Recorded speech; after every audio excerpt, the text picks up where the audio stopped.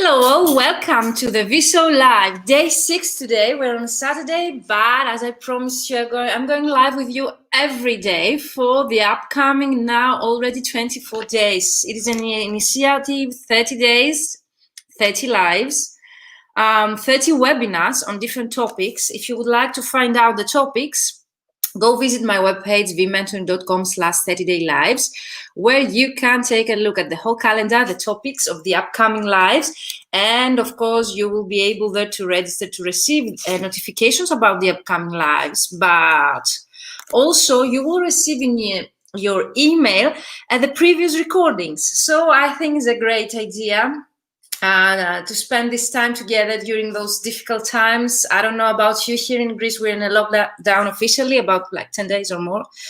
The idea came in order what to do to keep the relationship with you alive and to connect with each other, to go live with you every day at 7 p.m.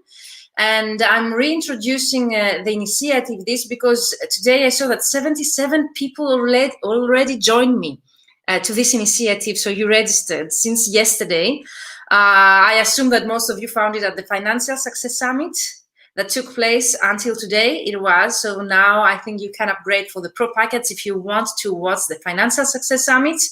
This is the link that I'm going to share with you in the comments in order to register for free for 24 hours if that's still, but definitely you can upgrade for the pro packets and have lifetime access to all days of the Financial Success Summit recordings forever and amazing bonuses from the speakers. So click on the link here in the comments to register upgrade for the pro packets and get amazing bonuses. So today's topic, we're going to talk every day about a different topic, and the inspiration comes from the mentoring sessions I have with you. And of course, some of them came also from the Q&A session I had with Moira Monet at the Financial Success Summit last Friday. So the Financial Success Summit for translators, here is the link to upgrade for the pro packets in the comments. Let me know where you're watching from. If you are there in a lockdown, as here in Greece with me, has quarantine changed anything in your daily routine? What do you do to spend your time? I really would like to hear some positive thoughts. If not, please do share with me, and I will try to make it positive for you. I always try to become creative. I launched actually my second business during the previous lockdown quarantine. I feel very creative, especially under those really under this pressure that we feel, all of us, during these very difficult times. So please do share with me if you have any questions and you don't want to share them publicly, here in the comments through my email at info@vmentoring.com. If you have not yet registered to be notified for upcoming lives, please use the link in the comments again. It's vmentoring.com/30daylives. It's for free. It's totally free. You can have lifetime access there, and you can register not only to be notified for upcoming lives, but also to receive the recordings in your email. Do you have anything better to do those times? I would really love to have you with me in this initiative. Introduce you to yourself to me, to us, to become a community, and why not to brainstorm new ideas, to answer all of your questions. And of course, there will be, in those 30 days, you'll find the calendar in the vmentoring.com/30daylives of all the topics, but also I hold, I think, 4 Q&A sessions, which are actually very quick breakthrough sessions with me. So I will answer all of your questions. You can go live with me. The first one is tomorrow. Ask me anything at info@vmentoring.com about business side of translation, the topics that I have selected for you, and go find out the calendar on the vmentoring.com/30daylives, the whole calendar, 30 different topics, 10 of them about studying and translators, another 10 topics about how to scale up your business, and the last 10 days will be devoted to LinkedIn and how to make the most out of it to get clients through LinkedIn. Is this amazing? please do let me know where you're watching from in the comments, or if you have any questions for me. Let's start with our today's topic, and I'm so excited because I have gathered here some very, very common mistakes that I think most of us have done when we started out as translators, or we might encounter already if we are more experienced translators as well. But definitely, I always get inspired through our mentoring sessions, and actually the Q&A session I had with Moira Monet in the Financial Success Summit last Friday. So let's start, and let me know in the comments if you have made any of such mistakes when you started out, and how did you deal with that. But I will give you also my advice how actually to solve those problems and to overcome those obstacles and avoid those pitfalls. Stay with me. Those trainings, those webinars are very, very short, to the point, targeted for you. And of course, the main point is for us to network with each other, to get to know with each other, and why not to answer any of your questions. I really love to be with you in a live, because I really love the interaction. Otherwise, I would just record the videos and upload them, but I really love the interaction. So please use the comments, let me know, introduce yourself, where are you watching it from. If you have any more questions about today's topic, anything you would like me to know about you, use the comments. So let's start. I have here 12 most common mistakes, and you can also add and let me know your opinion on that if you have any more.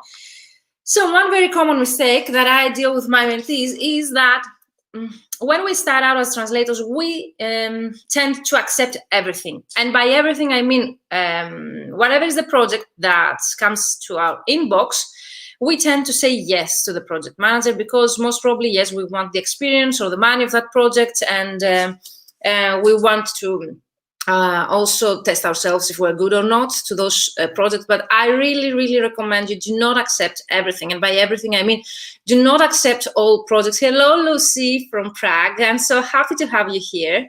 So Lucy is watching on LinkedIn, and I'm so happy to tell you that I'm live already on LinkedIn, YouTube, and Facebook. So join me live and let me know where you're watching from. So first mistake, we accept everything. And by everything, I mean any project that comes to our inbox. And by anything, I mean the specialization. So we have to know, and we have to be very aware if we can accept this, if this project is in our specialization, and if we're good enough in order to undertake such a project. Secondly, we have to know the deadline. Are we able to meet the deadline? Otherwise, I wouldn't accept these projects, because then you jeopardize your reputation in the future as a professional translator if you won't be able to meet the deadline, actually. And the third reason why I tell you that's the rate. You do not have to accept every project, no matter what is the rate. I totally recommend you to have your own rates, to have a specific rates that you can negotiate your rates, and a minimum one that you won't accept any project underneath that specific rate.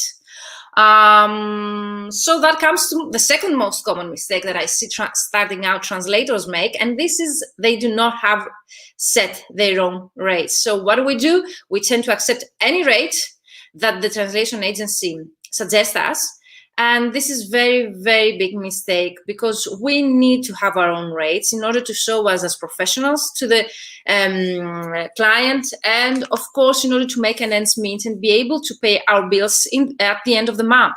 So definitely I recommend you to set your own rates. I know that it's very, very difficult in the beginning to set that rate, but there are so many tools online, mentors or colleagues more experienced that you can ask them, or even find what are the suggested rates on several platforms. So I will give you here the answer how to do that. So one way to find out what is your rate, I have in the Mentoring for Translators group, which is a totally free community on Facebook. You can go in the file section, download there in 3 different languages, calculator, depending on your expenses and your lifestyle, you include there all the costs that you have, and then it calculates you what should be your rate in order to meet those specific costs and expenses that you include in that worksheet and that spreadsheet, I'm sorry. So download the files. They are suggested by the biggest associations for translators all over the world. They are translated in English, Spanish, and French, if I'm not mistaken. And they will lead you step by step how to set your own rates depending on your expenses. I find it very clever and very helpful, especially if you're a starting out translator. Secondly, what I would do, I would always consider the market and the competition, what are the rates there, in order to have an idea. And of course, you can use browse.com as a platform where you can find what are the main rates that are, depending on your language combination. So you can use this tool to find what is the most popular rates, if we can say, on pros, depending on our language combination. So those are the tools that I would suggest you on how to set your own rates.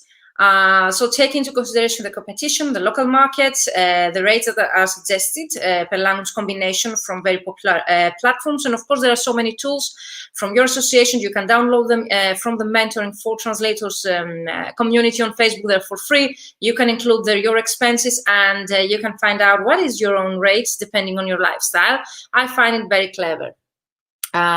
Third, very, very common mistake that I see starting out translators make, and this is that you do not have your own terms and conditions, which is a very big mistake as well. And also we tend to neglect it when we start out. And now I know that the most common answer to this suggestion of mine comes, it is like, why should I, for example, set my own terms and conditions when I'm going to work with a translation agency? I'm going to receive those terms and conditions by them and sign a contract. Okay, so even if you're going only to work with agencies, I really recommend you to have at least your own rates and your payment terms. Those are also terms, okay, of cooperation that you should have set for your own business. And by business, I mean you as an entrepreneur, solopreneur, or freelancer. So definitely, in order to show yourself as an expert or as a professional, you need to have your own rates and payment terms. Then, of course, you're going to sign an agreement with that translation agency, but then you can read those terms and you can negotiate with that agency. I have done that in the past, and yes, it works. The last thing that I would do is to ask my association, if you are a member to Translation Professional Association, definitely go and ask them if they have any template there they can share with you in order to be aware of what are the terms and conditions in our profession, if we are interpreters or translators. I know that CIOL, the Chartered Institute of Linguists in London, in UK, they have such terms and conditions. I know that the Greek Association of Translators, they create some templates like that right now. So please go and ask your own association, like BDU, maybe in German, if they have any such terms and condition templates that you can use for your own business. And by business, I mean you as a freelancer, a solopreneur, entrepreneur in general. So definitely set your own terms and conditions if you're going to work with their clients. If not, you're going to work with translation agencies, at least be aware of the terms and conditions that you sign. And of course, set your own rates and maybe why not your payment terms.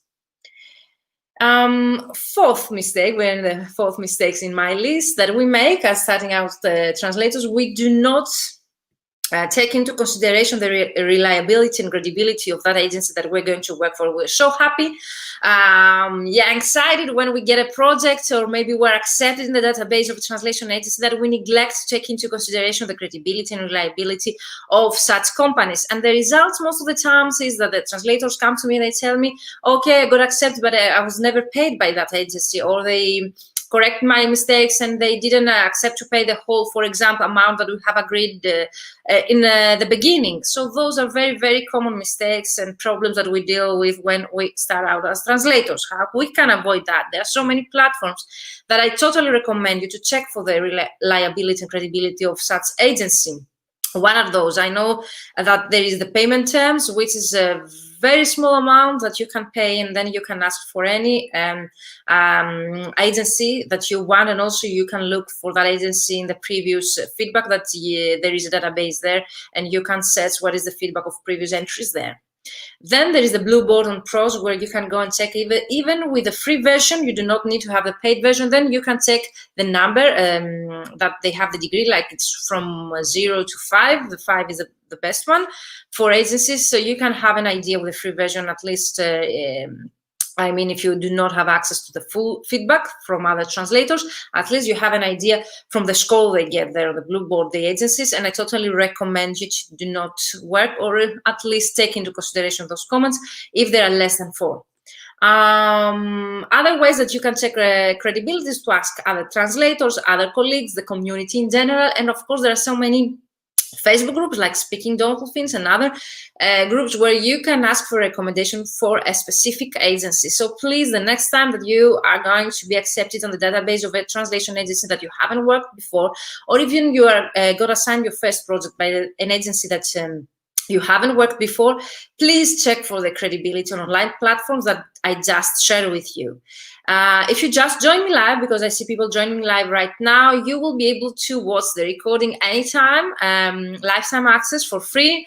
Register at the V-Mentoring / 30-day lives in order to receive the previous recordings in your email and also to be notified for upcoming lives. So we have already talked about the 4 most common mistakes starting out translators made and how you make and how you can avoid them. And now we're going to the 5th. I know, and I'm pretty sure that you know that, is that we start with no specialization. Yes, that is a mistake. And yes, I'm sure that you have read many articles about the necessity and how important it is to have a specialization as a translator, especially nowadays, okay, that there is so much competition out there. And I know that you're going to tell me how to choose the specialization when I'm a starting out translator and I have no experience in translating projects. Yes, I have the answer for that too. Even if you're a starting out translator and you are not specialized, and that's okay because you're a starting out translator, you need to have in your mind that at some point, hello, Elena. Thank you for the great tips, says Elena. You're welcome. Let me know if you have any questions for me, Elena. So what I was talking about is specialization. It's very important that even if you are a starting out translator and you do not have any specialization, to at least have in your mind that at some point you will need to become specialized. So even if you start out and you do not have any specialization, you have to have a strategy and work towards to create such a specialization by accepting projects that will give you the experience, okay, to become specialized in a specific sector. So when we start out, we have to have it in mind. And when we gain some experience, what are the aspects that we take into consideration in order to choose our specialization? 3 aspects. If you have watched me in the Q&A session with Moira Monet last Friday in the Financial Success Summit, you most probably know the answer. Let me know in the comments. What are the 3 aspects we have to take into consideration if you want to choose our specialization as freelance translators? First of all, we have to take into consideration in order to choose our specialization what projects we really love to translate. Because you're going to spend the rest of your life, okay, by translating such projects. Make sure that you really love to translate such projects. Secondly, you have to know what you're good at. I got an answer at the Q&A session in the Financial Success Summit last Friday, like I will choose the specialization depending on which projects I get very happy clients, which means which projects, yes, Elena, what we love is the first. What we are very good at is the second aspect. And this, how you understand it from the feedback you get from the clients. If your clients are very happy with your work and you provide high quality translation with no much effort, if we can say that, then yes, this is what you're very good at. If it takes you, for example, a whole day to search for a couple of terms, this is not something very easy for you to do. And yes, Elena, you disclosed the last one in the comments. So before going to the last one, I really want you to make sure that even if you really love something that you are not very good at, you can work towards that. So my recommendation is not that you shouldn't take into consideration that, but generally speaking, you have to choose a path that's easier for you in order for you to achieve the highest level of your expertise. And this is by choosing what you are very good at. For example, I cannot undertake medical translation, so I avoid such projects or I outsource. So I have colleagues that they can undertake such projects because I know that if I start translating such projects, I need to do a whole day, for example, for one paragraph. And this is not, okay, I'm not very productive that way.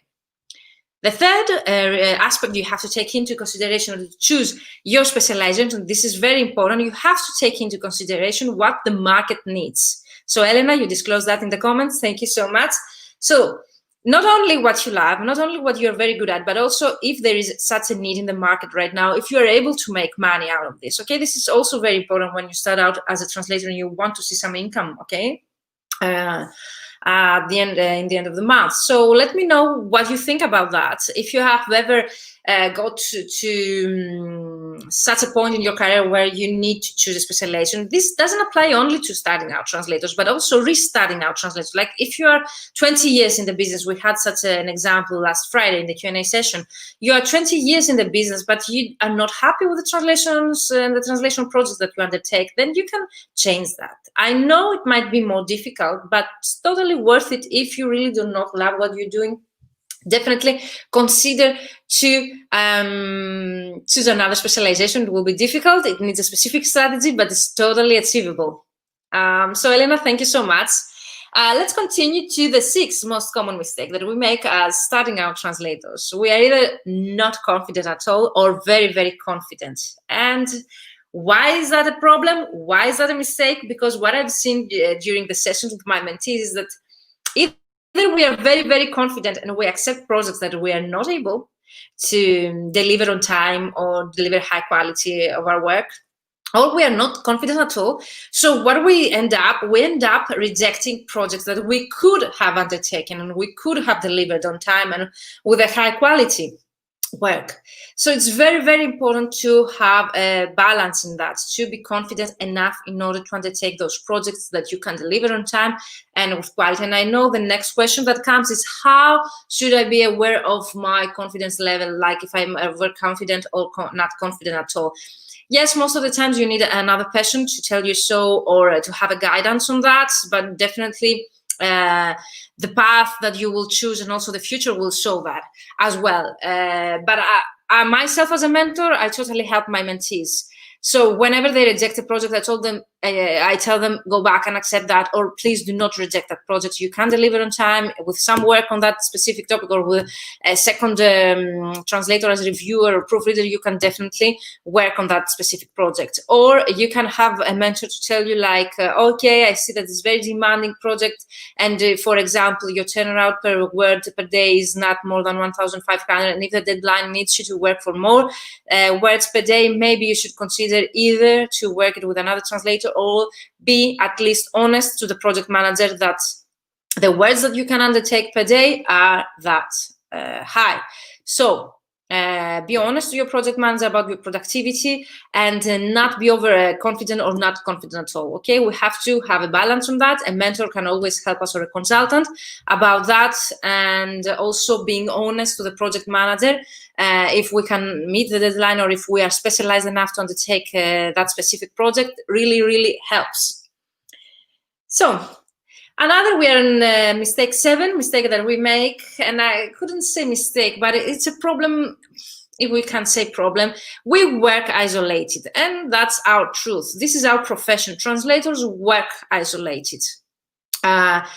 Most of us, based on surveys, we say that we are introverts. And this might be a mistake or might cause a problem because we do not communicate with other translators. And I assume that this has changed a bit lately because of too many online events that we take place and we start to communicate and network with each other.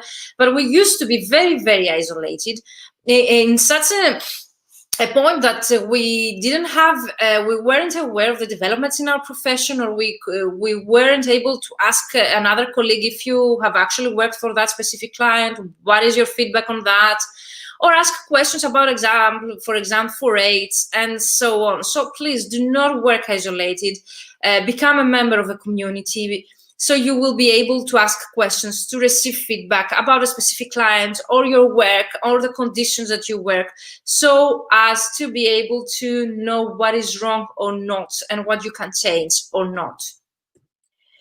Very important mistake, the next one, and I really consider it as a mistake, is that we either do not like at all marketing, or we do not do market our services at all. And I know that some years ago this wasn't a necessity at all, because translators, they used to receive projects in their email with no effort at all. But this has changed lately. There's so much competition out there, and I think marketing should be a part of our everyday life as translators. I know, because I've seen that through my mentees in the mentoring sessions I hold, that some of you that tell me, I'm not that a marketing person. I'm not that wow to go out there and promote myself. So you do not need to be that wow, or you do not do the same that other translators do, or you do not need to be a marketing expert. By marketing, I mean to find the means that really fit your own character and your own personality, to apply those strategies that really work for you and the type of business that you work.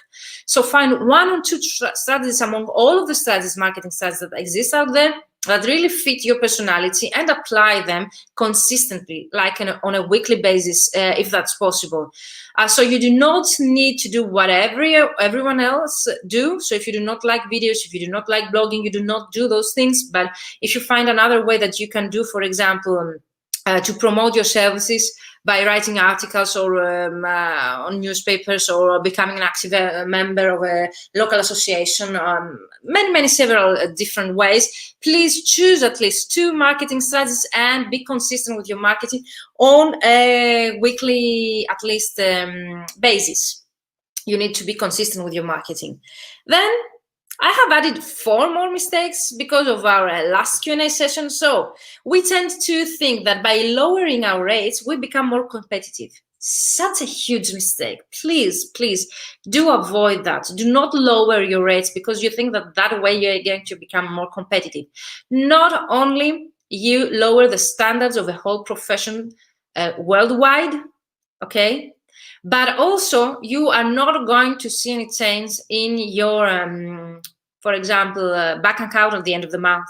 Because if you lower your rates lower than the minimum rate that I told you that you have set up for your business in order to survive, then you might not be able to meet ends meet at the end of the month and be able to pay your bills. So please consider again the next time that you think that you're going to get clients by lowering your rates.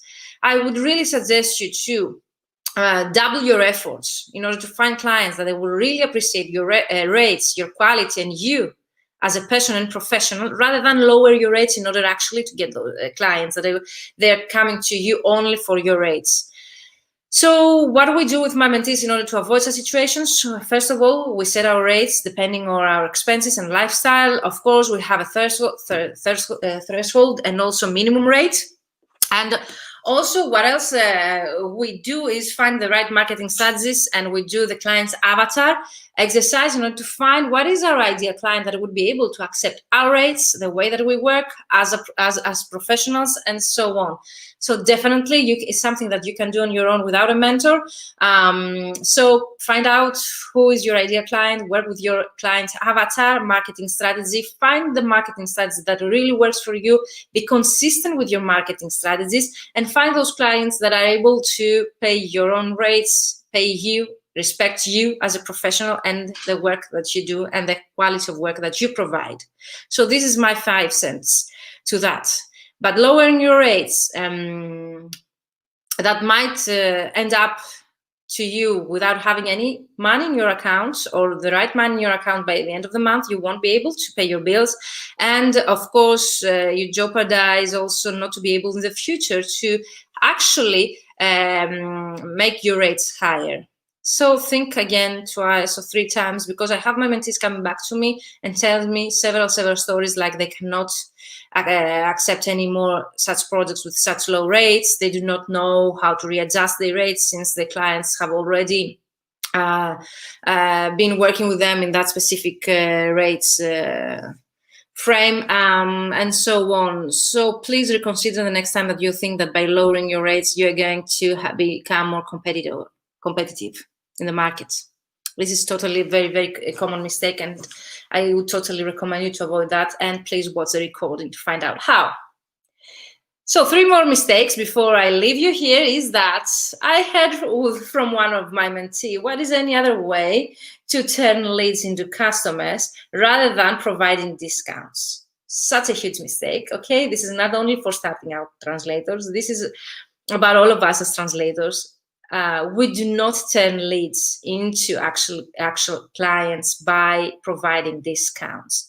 The discount is not the reason why someone will choose you over your competitors. It will be a way to start working with you for the first time, but not the reason why they're going to stay with you forever as clients to you. So definitely providing a discount might be a lead magnet, as well as providing a free book, as well as providing, for example, 30 minutes free consultation. But it's not the reason why an actual lead will turn into an actual client. So the clients are not going to choose you over your competitors because you provide a discount, and they shouldn't. So your ideal client is there for you to accept your own rates, your own terms and conditions, your own quality of work, and respect you as a professional. At least I'm repeating myself, but it's very important for you to know that. Providing discounts, free consultation, ebooks, and so on, those are lead magnets, okay? But they're not the actual reason why someone will choose you over your competitors to work with you. Very common mistakes, the last two: pain relief vs value. Most of my mentees, and I mean like the more experienced ones, they do not really realize the difference between pain relief and value, which is something really, really important for you to know. When we do the actual client avatar exercise with my mentees, we work on our client avatar. We reach at the point where we said what are the pains of our clients, and then what is the pain relief we provide through our services. But the value is something for me more important, and also very, very different with the pain relief. We intend to think that pain relief is the value. No. So what is the pain, for example, from our client? It is they need, for example, a high quality translation by a native with knowledge of financial terminology, because it's an NGO that translates their financial reports in order to get investments from their investors. So the pain relief that we provide to them is the actual translation, the services that we provide, that we are native in that specific language, and we provide high quality translation to their documents. And of course, maybe we are also certified translators that they need, and we certify those translations. This is the pain relief that we provide to our clients. But the actual value for them, can you consider? Let me know. Ellen, are you here with me? Let me know in the comments, because most of the times we do not even imagine that, even though we do that for them for many, many years. So in that example that I just gave you, what is the value? We translate for an NGO the financial reports in order to gain investments from their investors. What is the actual value that we provide to our clients? It's not the high quality translation. It's not that we meet the deadline. It's not that we certify the translation. This is the pain relief. This is the solution to their problem. But the actual value for them is that they get the investment from their investor. Can you realize that you help your clients, NGO, whatever it is, to get the money from their investors? And this is the bigger idea behind of what is the reason why they hire you. Our clients do not wake up one day and they say, today I want to translate my documents. No, there is a reason why there is an obstacle in the process to achieve something else. So in the example that I gave you right now, our clients, yes, that's very true, Elena. Thank you for confirming that. Our client, they want to get the money from their investors. How they can do it? They need to translate their financial reports into the client's language. So there is an obstacle there, which is that their financial reports are not translated. We help them to overcome that obstacle, and this is the pain relief by translating the documents in an accurate way, with highly quality work and so on, meeting the deadlines, providing small translations. But the actual value that we provide is that they get the money from the investors at the end by providing very, very good translation of their financial reports. So for me, it's very, very important to highlight this for you and to have it in your mind, because most of my mentees, even they are 20 years in the business, they haven't realized the value that they provide to their clients. And this is very important to know, because this will help you also to code accordingly your projects, to be confident about the value that you provide, and also to write the About Me section on LinkedIn, for example, or to have a very good copy on your website, because this is what your clients really want to see there. They don't want to see that you are a very good translator, you are native in your language, you've never missed a deadline, which is okay, but what they want to see, to read on your online profiles or your website copy and portfolio, company profile, and so on, is the value. To see themselves there in your About Me section, to read about themselves in your About Me section, your website, to read what you can do for them in the long term, like the value. So it's very, very important that you realize in your head what is the difference between the value that you provide and the pain relief, the solution to their problems. I hope that this has been helpful to you, this example. Let me know in the comments if you haven't realized yet what is the difference between pain relief and value, because it's very, very important to have it very clear in your mind, depending, of course, on your client. This was just an example from one of my mentees. Last mistake that we do as translators, and then I will say to all of you goodbye, is the target market. I got one question last Friday in the Q&A session that they asked me about how to set their Facebook ads, Google ads, and the LinkedIn ads campaign, depending on their target market. And I told them, no, you do not have to set up your paid ads campaign if you haven't yet identified your target market. So your target market is not going to be identified by the platform. You first identify what is your target market, who is your target market, and then depending on where those people included in that target market hang on, so as to find the platform that they are there and then go and advertise your services. So the next time that you really want to pay for advertisements, to run a paid ads campaign online, in order to be sure that this will have some great results for you, you need to have a specific target market identified, okay? And then find out where this target market is located online. Do they hang out on LinkedIn? If they're corporate, most probably will be there. If it's marketing, might be another online platform, social media, Instagram, for example, or Facebook. So before you start your paid ads campaign, make sure that you have identified your target market. You are sure where this target market hangs on online. It's on LinkedIn, Instagram, Facebook, whatever they are, and then choose which platform you're going to pay in order to run such campaign. I hope that those mistakes, there were 12 common mistakes that as starting out translators make. I always get inspired from the mentoring sessions I have with you, always. Today, also some of them I got inspired during my last Q&A session in the Financial Success Summit last Friday. I hope that those have already helped you somehow.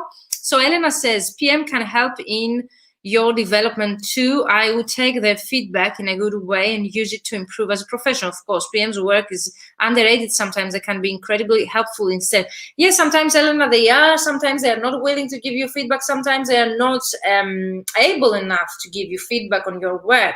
Sometimes the reviewer needs to give you that feedback, unless I'm mistaken here. Elena, please explain what you would like to do. So Elena says, yes, because we can work based on that and customize our services. Hello, Banjabi. So thank you all of you for being live with me over 36, 37 minutes already. If you want to be notified for upcoming lives, 30 days, 30 lives, 30 different topics to be covered until December 15th, go and register the vmentoring.com/30day-lives to be notified for upcoming lives, and also to receive in your email previous recordings that they will stay for you forever available. So thank you all of you for joining me here. I'm going live in 20 minutes on Instagram to answer most common questions about that specific topic. Join me on Instagram at virginia.katsibiri to answer you there live. Again, the most common questions that I got last Friday. So you're welcome, Elena. Banjabi, thank you for being live with me today. Thank you for your comments. Can't wait to see you tomorrow, because hello, Marcella, you're welcome. Thank you for being here with me. Please send me at info@vmentoring.com your questions, because tomorrow I'm going to answer all of your questions. Going to be an actually live Q&A, and actually might be a breakthrough coaching session with me if you choose the right questions to ask me on YouTube, Facebook, and LinkedIn, live at 7 p.m. Central European Time every day. So tomorrow at 7 p.m. Central European Time on YouTube, Facebook, and LinkedIn, and on Instagram 1 hour later to answer more questions there. So bye-bye for now, and see you tomorrow again in 20 minutes on Instagram for more questions. Bye-bye for now.